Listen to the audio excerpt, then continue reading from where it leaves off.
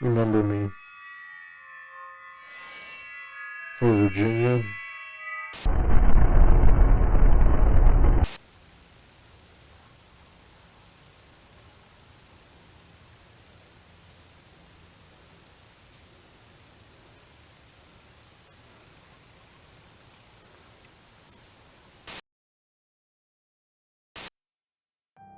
Ladies and gentlemen, at this point, most of you know the kind of things we are going to see today. Things that are so ridiculously out of this world that my brain starts to hurt just trying to make sense of it all. If you look back, this has been a very long and terrifying analog horror journey. Out of all the pieces I have gone over, none have been more requested than Monument Mythos. I believe, however, that it is time to finally sit down and watch Season 3 of this fully lived analog horror world that continues to blow me away after each episode. I had for a while thought Season 3 was the finale, but as always, as writing this video, I see more episodes getting posted. Looks like this train isn't stopping anytime soon. A couple weeks ago I covered the Nixon verse, which was a side story told within the Monument Mythos universe. It definitely exceeded my expectations, and it kinda set the stage for what is to be this next season. With the reveal that Nixon came from the now destroyed Deanverse and lives as a god amongst this other world. However, due to his creations wreaking havoc on this world, our main character, Ed Dwight, had to fictionalize this universe and its godlike characters into a comic book series, so that they have no real effect on the real world. Super confusing and strange, I know. Whether or not the universe no longer exists is still not made too clear. Then again, nothing is really made clear in this series. However, that is why we must come together as one and take another walkthrough through the world of Monument Mythos Season 3. Mr. Manicor, Episode 1. I need to remind myself constantly that I need to expect to be confused at the start of each season, as things are not going to connect as easily as I think. This episode begins with this spiraling image before we are instructed to memorize the following image. Doesn't look anything too strange, just a human face on this animal body. Now we are told to identify any differences from the prior image shown, not before trying to hide some secret text within a flash. Don't look out your window. Guys, I totally just checked. There doesn't seem to be any noticeable differences just yet, but we flash around to various zoomed in images of this creature. After this, we are greeted with more hidden messages. Don't stand near the mirror. Oh god, I already don't like mirrors. Our next set of instructions sound easy enough. Please remain still and breathe regularly. What could go wrong? Oh, that could. We are met with loud banging music while masked figure demons flash on screen and jolt around. I was totally able to remain still and breathe regularly throughout all of this. For the first episode, it certainly left me mind-boggled and unsure of what to make of what I just watched. If I had to pick anything out, it would be the hidden message about staying away from the mirror. Could this have to do with the alternate worlds? From what I can recall, the Nixon verse is the mirror of the Dean verse. Well, was. I wonder what world we are going to be following now, seeing as how both initial worlds seem to be destroyed. Washington Wanderer, Episode 2.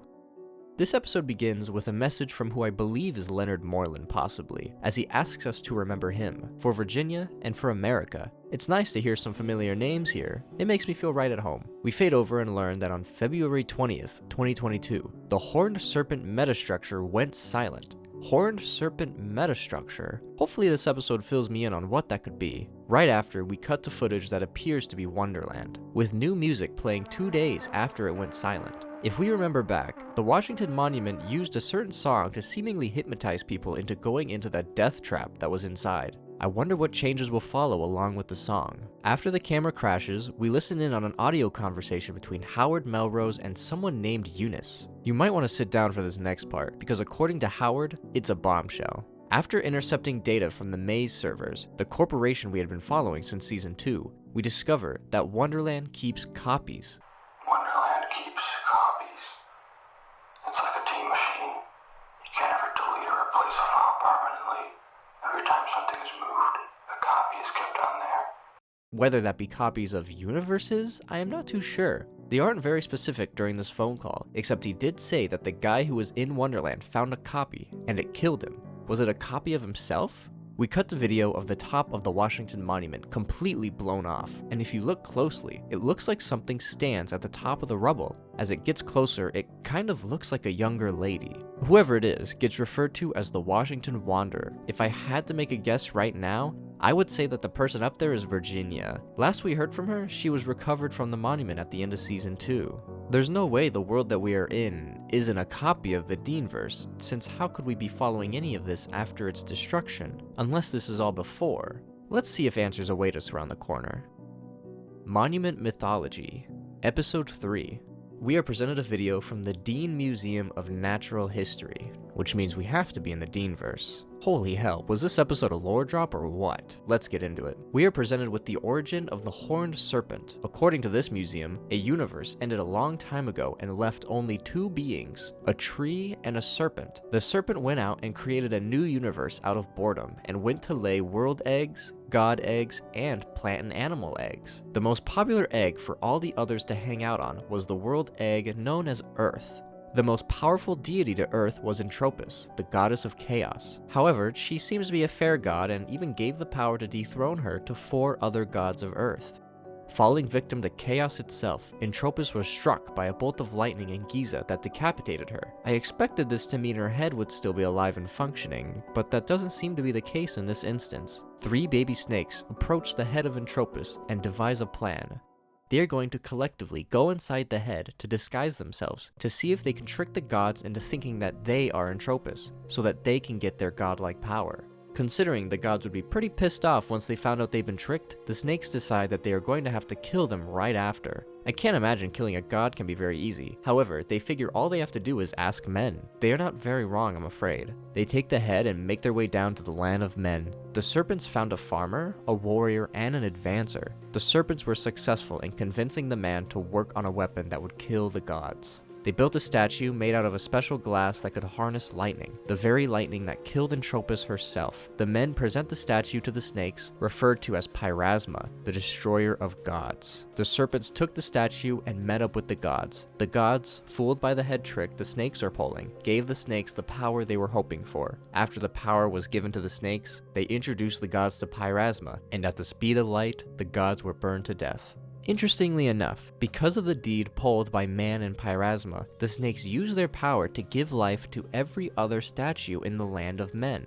Sounds like our life-filled statues have an answer. However, the 3 serpents decided it best to grow themselves more, so they each went inside a different world egg so that they can mature. 2 of the 3 didn't make it, unfortunately. However, the one in the Earth egg continues to grow. This might have answered questions I had previously, but it also confused me at the same time. Last I heard, the horned serpent was George Washington, but now it seems like it's one of these baby snakes that tricked gods into giving it power? Is this the same horned serpent that burst out the Deanverse at the end of season 2? Or are we following a completely new copy of the Deanverse, where George Washington isn't the horned serpent hidden inside the world egg? I'm sure a mass mob will form in the comments to tell me how silly I am. I'm sorry. I do remember last season though, they dumped a whole load of info and then told us it wasn't true, so maybe this episode is a lie and I'm just overthinking. Angel Ashes, Episode 4. We might have to forget everything we know. This damn series. Angel Ashes begin on what looks like the fallen angel floating down onto a rock in a black void. We also reveal the Freedom Statue's head. Is this the aftermath of Season 2? The crumbled remains of this universe? The angel flashes and we are shown that they are conversing with someone known as Cathonaut A, who I believe was used for universe travel, but I'm not 100% sure what his involvement was. He does suggest to the angel that if they divide themselves into many small particles, divided until they no longer can, that the division could possibly change the past, present, and future, and he could potentially get another chance. We then see the Earth move a day past the date that it was supposed to explode in the Deanverse. Does this mean the angel saved the Deanverse and we are back to following that one? I'm glad to see this universe restored, but I wonder what grave consequences are going to transpire because of this. Something I would like to mention is that the music in this episode was so goddamn heavenly and ethereal that I had to keep my mind on what was happening, when all my brain wanted to do was float away into the score. Like, listen to this.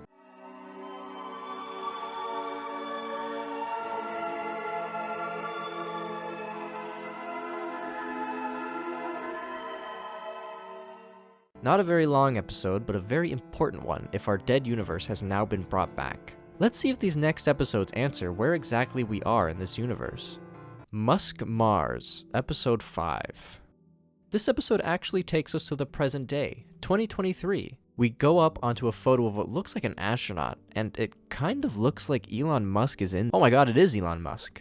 Looks like he finally made it to Mars. It appears that Elon Musk being on Mars is so that he can start mining it out for minerals, specifically something called Martian glass. Does it have similar properties to Giza glass? Who knows? We also see that he is using the enslaved canyon crowns all chained together. Whoever is doing this soundtrack is actually killing it. I can't get over this.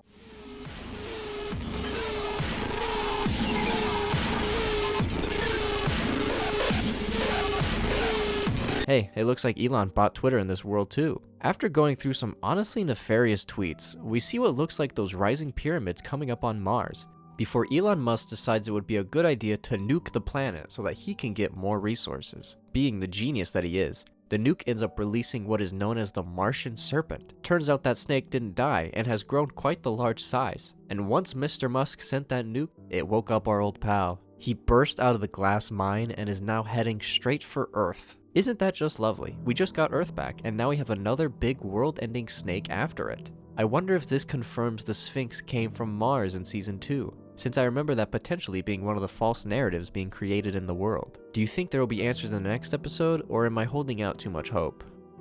After Angel, Episode 6. This one isn't very long, but it's very interesting. We start out on a logo for Dwight Comics, which is a neat callback to the Nixon verse. We go further in and find ourselves in the Babylon Forest in February of 2022, the fight between the angel and the statue. It appears that this is the change that happened which results in the Deanverse not getting destroyed. It looks like future angel particles and neurons mixed together with past angel neurons and particles, all after the angel dematerialized itself until it couldn't no longer. Not sure entirely why this happens, but the angel asks the statue to end its life before... Yeah, if I had to get scared by this, so will you. God damn, that got me good. So yeah, it looks as if the reason why the Earth didn't get destroyed in the Deanverse is due to the statue winning the fight against the angel instead. Maybe this is why the angel asked for the statue to kill it, because it knew that was what had to happen in order for the Deanverse to carry out. That is actually a nice little end for our angel, except that sword is made out of Giza glass, so who knows? Maybe the angel still lives as a head, but it being a conglomerate of soldiers might honestly change the way it works. Golden Gate Girl, Episode 7. Hello? Hello? You got the wrong number. Oh. Who is this? Howard. Howard Melrose.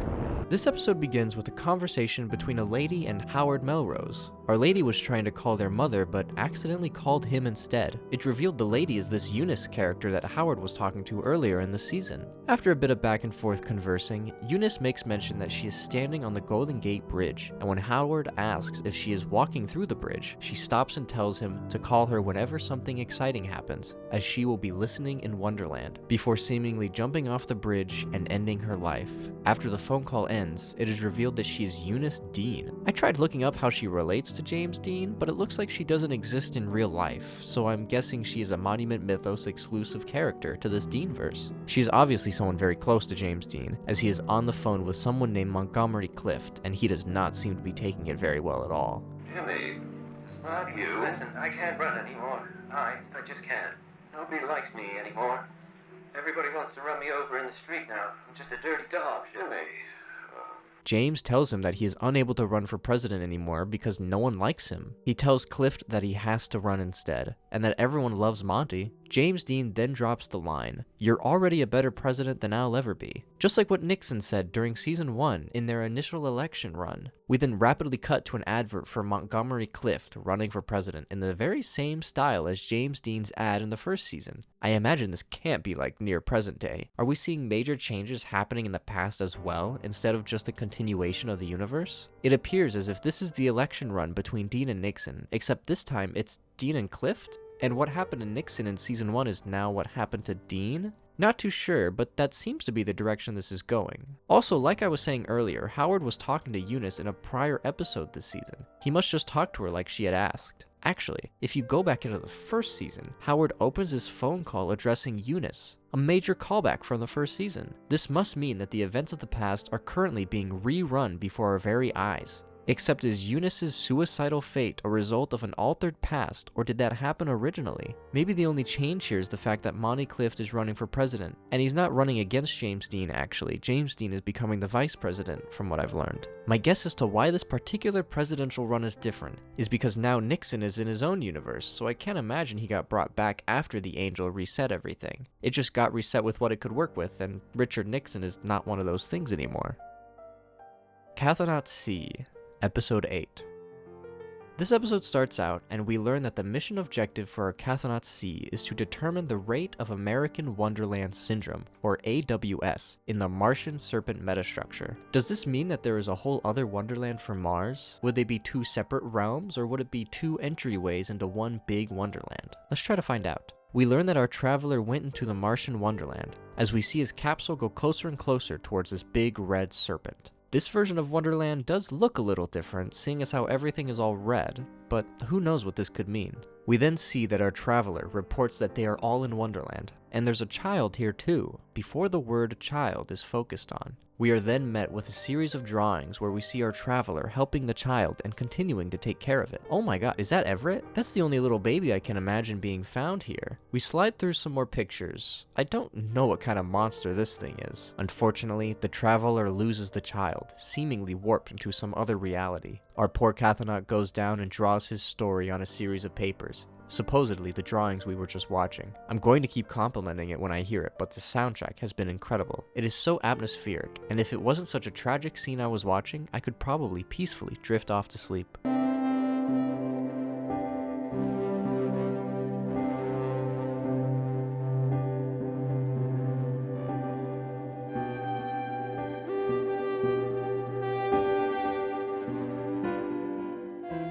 After our traveler draws out his story, we flash to text saying that C joins the child. But then we cut back to Howard Melrose talking about how our traveler found a copy that ended up killing him. As theorized earlier, is this a copy of our traveler or a copy of someone or something else out in Wonderland? Like that creepy monster drawing. We are presented with an image of Virginia Arnoldson and a confirmation that the child in Wonderland was indeed Everett. Before we see a blown out description of the symptoms of American Wonderland Syndrome, and wouldn't you know it, it's characterized by an extreme distortion of physical attributes, and are mostly common within people exposed to the metastructure. This would include our dear friend George Washington, and according to this baby silhouette, it also happens to Everett. We then fade onto a photo of Everett with AWS. I am not quite sure what to make of this image. It kind of looks like a special tree in Wonderland, but I can't imagine the special tree being contorted people. At least I don't think. Remember back in season 2, Virginia going to talk to that special tree lady at the top of the building?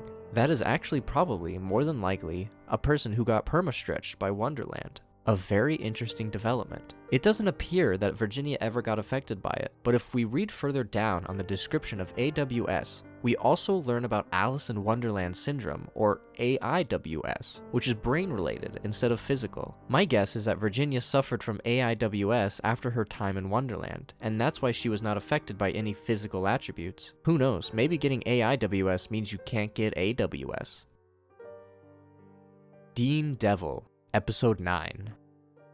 We immediately learn that Howard Melrose is wanted by the FBI, with a reward of $1 million on his head. He's being convicted of murdering Eunice Dean, and we learn that her relation with James is brother and sister, her being older. Apparently, Howard verbally assaulted and threatened her over the phone, and after the call, she jumped off the bridge. We hear from Special Agent Rod Serling that even Howard's voice could kill a man, and going so far to tell people to stay away from the telephones. I have a sneaking suspicion that Howard did not actually do this. I mean, nothing so far has pointed to him being nefarious from what I can recall. After the agent tells us about the danger, we listen in on a story of possibly the same agent leading a team to track down Howard. All they could do was find a ripped up copy of a plane ticket. Apparently, our agent was talking to James Dean, who apparently keeps joking about taking Air Force 2 on a mission to kill this one guy out of revenge. That probably didn't even happen. Joking about it, I'm sure. Unfortunately, the minute James Dean gets word of a plane Howard is on, Air Force 2 is off to the races. Once these two collide, a very interesting turn of events occur. Cathonaut A, the person who is information gathering between worlds, and the being that told the angel how to save the Deanverse, brings James Dean and Howard Melrose into this higher plane to basically scold them for their stupid actions.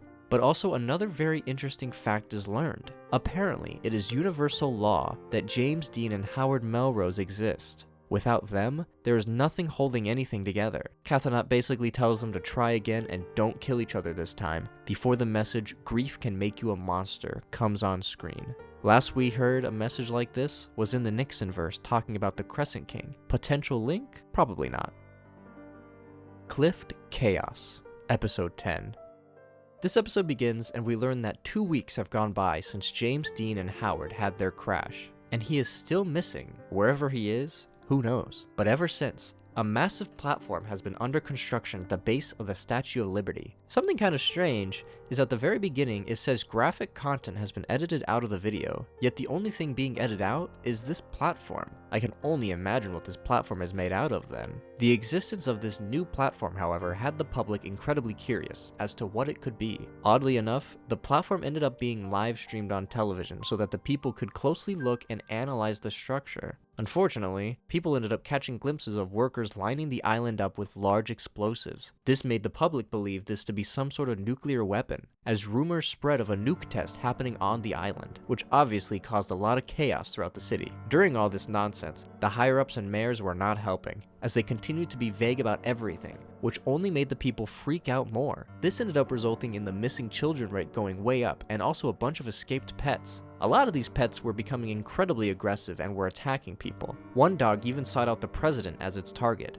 which is now a female, I guess? What world are we on again? I'll try not to think too deep into this, as we still have a lot going on. An hour after the president got attacked, the bombs were detonated. Platform remained unscathed, except huge clouds of ash were spewed out into the sky. By 7 p.m., all surrounding plant life had been decimated. No one could get any answers. Even newspaper headlines were not clear enough as to what actually happened. Luckily, there were no fatalities. We do see what then looks like James Dean winning another election. Don't be too confused for too long, because our friend Cathonaut A springs in and tells everyone that they are very foolish for continuing to support James Dean, even after having to pull him into the timeout realm to give him a scolding. From what I've been able to gather so far, is that Cathonaut A was someone from the earlier seasons who was sent between dimensions to either gather info or deliver info, and from what we learned in the Nixon verse, sometimes travel turns you into a super god, like with what happened to Nixon. This is what I am currently thinking happened to Cathonaut A, and that is how he is basically acting as God in this universe. Unfortunately for him, however, he has run into an issue.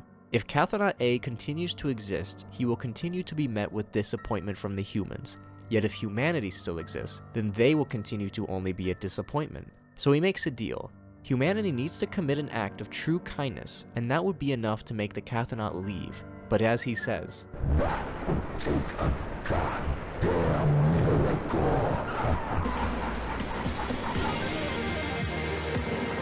yeah, I don't foresee this happening. Sorry guys. I'm glad this series is continuing to move forward during the timeline. Like, I honestly can't give these guys enough credit for the amount of work and detail that is being put into this. And goddamn, that music is incredible. Arnoldson Alone, Episode 11.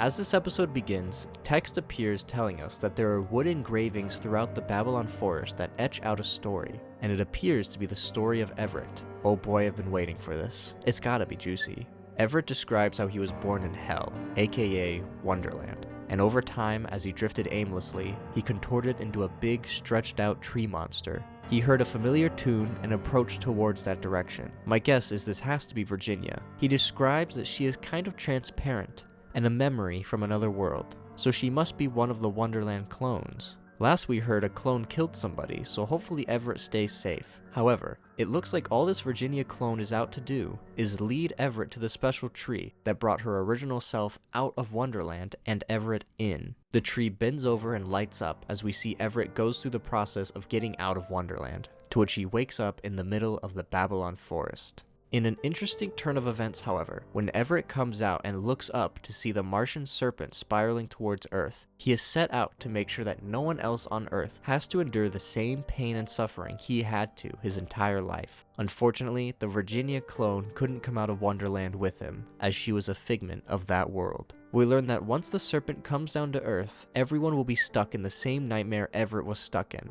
and he is not going to let that happen. I love Everett. So far, he's been my favorite character out of the series. I knew that once he was revealed to be the missing Washington absentee, that he had to be coming back later to do something really big, and I am more than happy to see him fill in the hero's shoes. We will all have to see what happens next in this final episode of Monument Mythos Season 3.